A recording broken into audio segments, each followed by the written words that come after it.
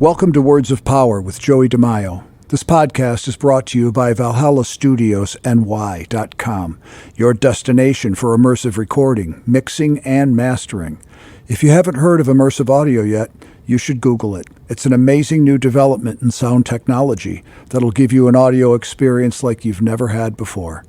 The inspiration for this podcast and the name Words of Power comes from the feedback I've received over the years from fans who've told me that they found strength and hope in our song lyrics, but also in stories about my own life experiences, and I've shared those in interviews and during my spoken word tour.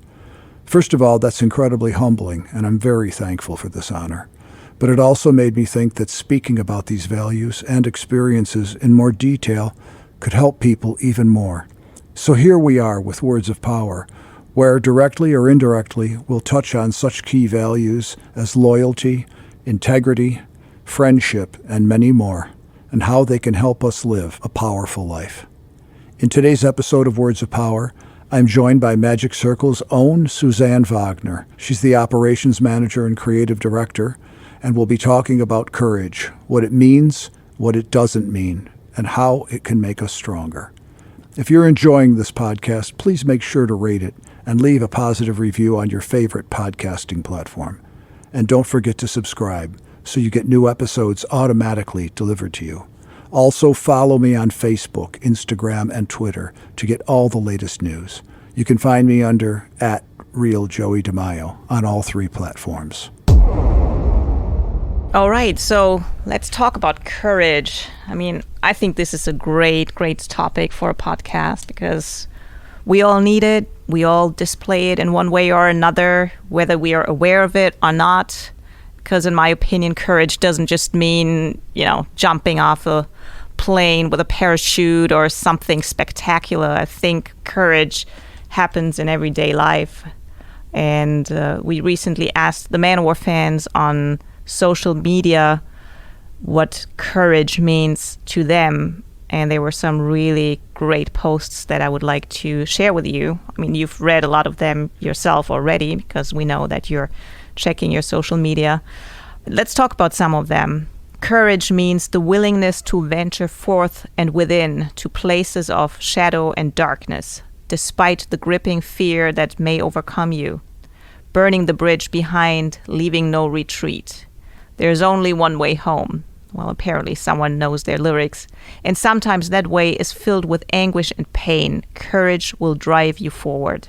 What do you say about that take on courage? Well, I think that person must have listened to some of our music over the years because the theme of courage, believing in yourself, not being afraid to change yourself or change things in our lives is a reoccurring theme, and it's something that I have clung to since many, many years.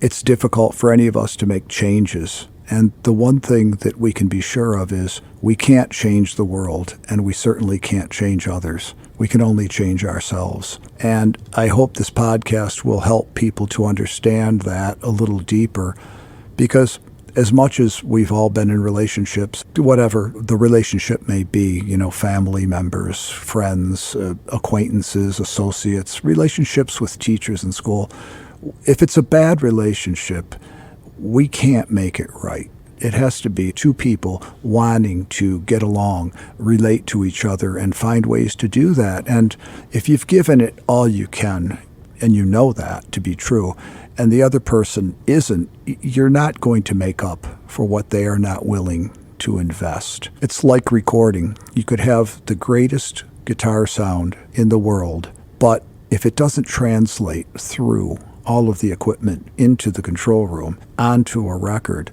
you're going to have a crappy sounding record. And we're all victimized by these situations. Output equals input. We're going to get out of life exactly what we put into it. And we just can't drag around old feelings, old resentment, issues of jealousy and all the things that slow us down and hold us back. And we also can't let people inject that kind of negativity into our lives. And it does take courage to face all these facts. But once we face ourselves, facing the rest of the world is easy. It's just coming to grips with the fact that nothing good is easy. And there's pain every day in life, and there's problems. But how we deal with these things is what makes us the people that we are. The challenge is that often you know that you're in a bad situation, that you want to change something, but there is the fear of getting through the process, and if you are strong enough, or will it really be better on the other side, or are you not better off just sticking to what you know and who you're with, situations like that. So there's been several posts that said similar things,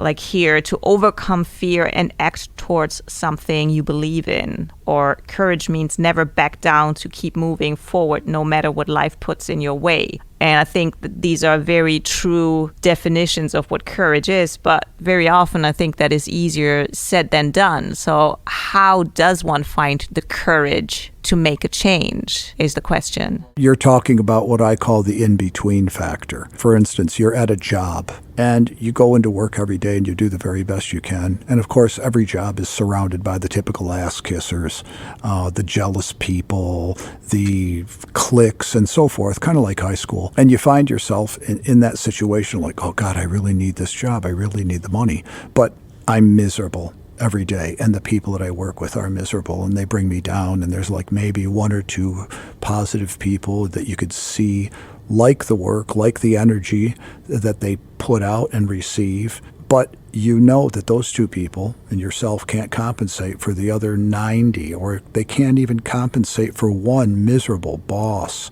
or any situation. And you have to apply what I'm saying to any relationship in life, whether it's work, personal, and so forth. And so you're in that in-between stage, and that's the worst place to be. It's like being in a bad relationship with somebody, a loved one or partner in life and so forth. And you just wake up every day saying, oh God, I'm so miserable. But maybe tomorrow, maybe tomorrow things will be better. Maybe if I do X, Y, and Z. And it's what I call the in-between attitude. And there comes a point where we all just have to say, well, could life be worse if I make this change and I move on? Could it be worse? And 9 times out of 10, you're going to be right. It might be a little worse during the adjustment period. There might be second thoughts. That's natural. But once you free yourself from what's bringing you down, you can't help but fly. But you can be sure you're never going to fly when people are just holding you rooted to the ground and just pushing you down and trying to bring you down. And that negative energy has just got to be removed from our lives for all of us. It's just no good in any possible sense for anybody to spend time miserable, no matter what. It's courage already just to admit to yourself that you're in an unpleasant situation or a bad situation. I think so many people remain in relationships because they don't want to admit to themselves that it's not a good one. And like you say, relationship can be an actual romantic relationship. It can be a work relationship, family, whatever, just to say, okay, I know I'm miserable and it cannot possibly be worse than it is. So let's try and do something about it, and likely it's going to be better. Any kind of such problem, you have to admit to yourself and be honest to yourself. And I think that is something that requires a lot of courage. Yeah, well, these are moments that we all face. We just can't avoid them. You can't wake up every day and think, oh my God, it's going to be a beautiful day. Life's going to be wonderful today. It's going to be great, because you set yourself up for failure. If one little thing goes wrong, it could knock over the whole apple cart. And I've always tried to look at life like, okay, I'm going to wake up today. It might be a beautiful sunshiny day. It might be great. The weather might be fantastic. And you wake up knowing that you want it to be that way. But I'm also prepared And it took me a while to get to this point, so I'm not trying to act like, oh yes, I was born with such a wonderful attitude. I wasn't really.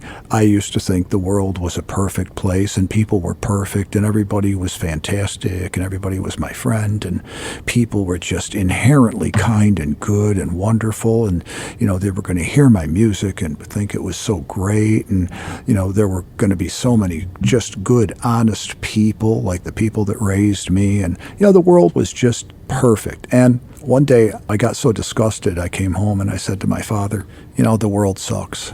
And he said, wrong. The world doesn't suck.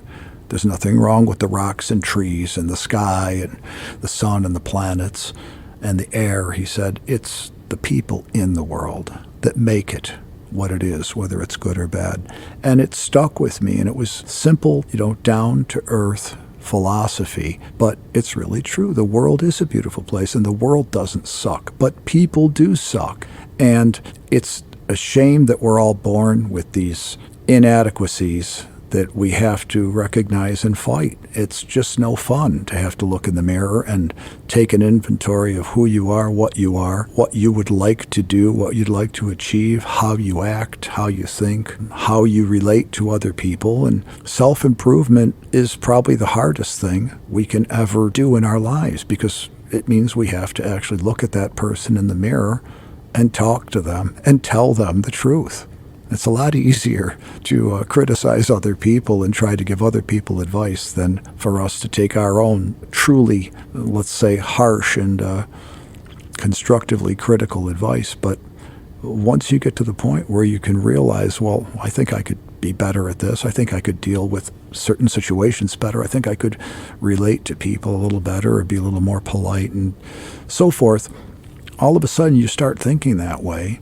You start realizing that you feel better. And when that happens, you attract people that are like that. And naturally, you repel negative people. I mean, who wants to be around somebody who's miserable, unpleasant, complaining all the time, isn't interested in sharing conversation, of hearing anything about anybody else, but really doesn't want a conversation. They want somebody to sit there and listen to them complain about how horrible everything is in life, but yet they would never dream of doing anything about it, except wait until the person that's listening to them can't take it anymore, and then they move on to another victim, and then it starts all over again, and that's the circle of their life. They're the people that I term as people who have perfected failure. One of the things that people that know you for a while, they know that you have this ability to really just concentrate on yourself, in the sense that you have this ability to say, I don't need to complain about the weather or about something that happens 10,000 miles away, because I have no influence over it. The only thing that I can influence is myself and what I do. And you just talked about that. This self-improvement is really the only thing we can do, because you can try for years and years, but you can't change other people. Though you can try and strive to be the best version of yourself, which of course takes time and work. And then I guess what you just said will happen, that you attract the right people and are able to stay away from the bad ones, because you have enough good friends and people around you that are in sync with what kind of a person you are. It took me a long time to face myself and who I really was. I went to Catholic school, and it was extremely strict there. I mean, very strict. And I was also brought up in a very strict house. My father was a policeman, and he raised us the way he was raised, which was, spare the rod and you'll spoil the child. He never beat the shit out of me or anything like that. But believe me, when I did anything wrong, and that was frequently like 6 or 7 times a day, I definitely paid the price. And that's probably why I ended up learning respect and try to listen more than talk. And it took a while for that too. I could remember in grade school, it was torture to listen to these nuns, but I got a great education in grade school. Then going to high school, I thought, well, this is great. Then I went to public school, and I felt free because everybody there was kind of like a troublemaker. These are the people I worshipped. And I thought, well, this is fantastic. I'm finally with all these cool guys that got cars and work on cars and ride motorcycles and go crazy and have fun. And so I thought, well, as long as I'm in class, I might as well have fun too. I never concentrated on doing homework. I couldn't even think of doing homework. Girls did my homework for me. I'd walk in school and I'd walk by somebody's desk. They'd hand me my homework and I'd sign it. And that would be the most work I could possibly think of doing, because how could any of that be fun? And the school system was teaching things that were so unuseful for my age. At 13, 14 years old, it was all about, Hell's Angels, motorcycles, fast cars, girls, having fun, rock music. And how could listening to some miserable teacher with a look on his face like he hated everything in the world, and most of all himself, just not be inspiring and just look at you and go, okay, class, turn to page 47 in your book, read chapters 9 through 18, and do a book report. Let's have it on my desk tomorrow morning. It's like, that's a teacher? That's what it's supposed to be? Now, don't get me wrong. They weren't all bums, but there were a good deal of them. And it made me think for a while when I looked at the marks I was getting, except for my first report card. The lowest mark I had was 92, and I took it home and showed my parents and said, okay, here it is. You see this? And they were just like so overjoyed. I said, frame it, because you'll never see it again.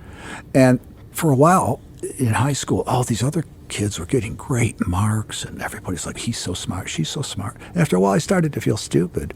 And it took me a long time to realize, well, I'm not stupid. I just wasn't going to invest the time to go do that stupid homework because there was nothing interesting in it for me. And so the draw of rock music and heavy metal and the life and long hair and everything that we went through growing up through high school, it was just too powerful. It was just too strong. It was such a cool time. I mean, the greatest bands in the world were out touring, and I just couldn't compare being in school with that. So leaving school and skipping school, and I just barely made it through high school because I felt the call of the music. And believe it or not, music is what made me educate myself, because I wanted to and discovered that I had to concentrate. And I discovered that I had the gift of concentration, that I could work 24 hours straight with just drinking a little water, eating a little bit, stop to go to the bathroom, and that's it. Kill yourself working day in, day on end, and just concentrate and block the world out. And I realized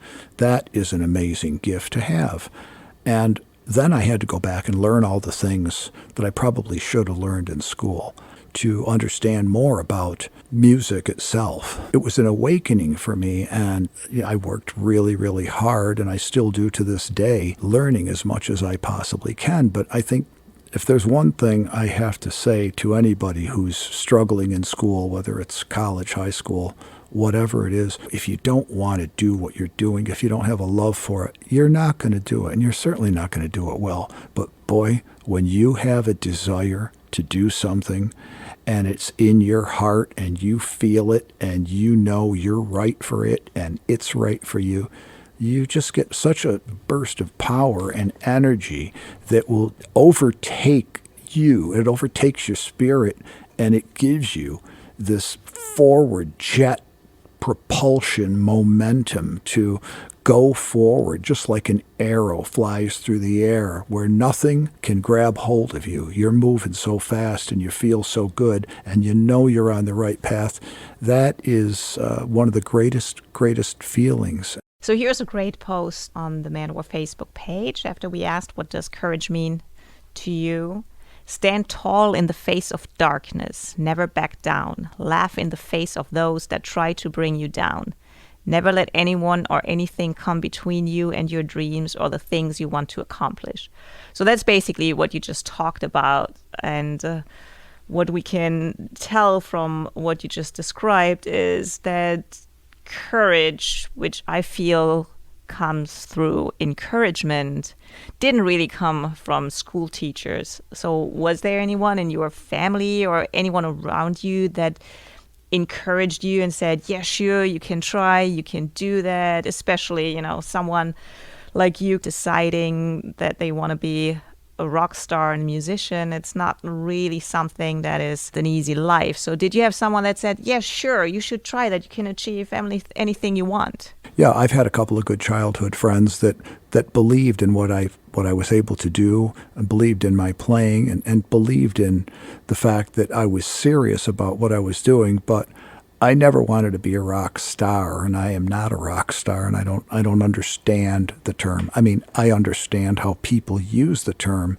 but I think it's a misused term. I always wanted to be in a band, first of all. I enjoy the camaraderie of being in a band and traveling with a group of people. I understood then kind of what it felt like to be in like a little army, and you're on the march and you go into a strange village and you're a stranger and people are looking at you weird, but you know you have a mission to do, so you mind your own business and, set up all of our equipments, like setting up a camp and so forth. And if you relate it to that, it's very much like that. You're a stranger in town and you have to prove yourself and so forth. So I never had that kind of, hey, yeah, don't worry, you're going to do good. I think I always wanted to be a musician, and I can't think of doing anything else because I know that's what I was born to do. I didn't always know it, but when I found it out, that was it. I was rooted, into the ground like a tree, and I was immovable. Do you have this epiphany like, okay, I know music is my life, nothing else, and from that point on, you really didn't even think it was a courageous move to go in this direction because you just couldn't think of anything else? Or how did that happen? I drove a delivery truck for a dry cleaners. I was a lumberjack. I worked for a carnival. I washed dishes and mopped floors at a bakery. I worked on construction. I was born into family traditions that if you didn't work, you were a bum. And you had to work, and everybody had to work. And my father had to quit school when he was 14 and get a job at a factory because that's what people did. The immigrants didn't go to college. That was not for us. That was for other people. We had to get a job at a factory and help our parents out. That's the way my father and mother were raised, and that's what they did. My mother had a better education than my dad did, but his mother died at a young age.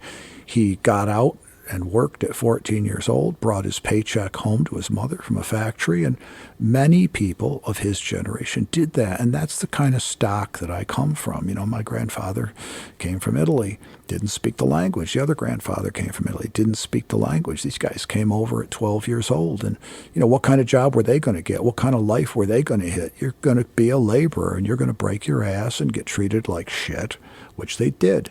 For me, work was natural. It was never a drag. It was never a hassle. In fact, it was like a challenge to find a job underage working. I mean, sticking pins in bowling alleys, things that people don't even know. They have automatic machines today, but we used to have to jump down there and pick up those bowling pins and get the hell out of the way before these guys threw that ball again. And when these big guys used to roll that bowling ball down the alley and those pins went flying, more than once you got hit in the head. It was dangerous work.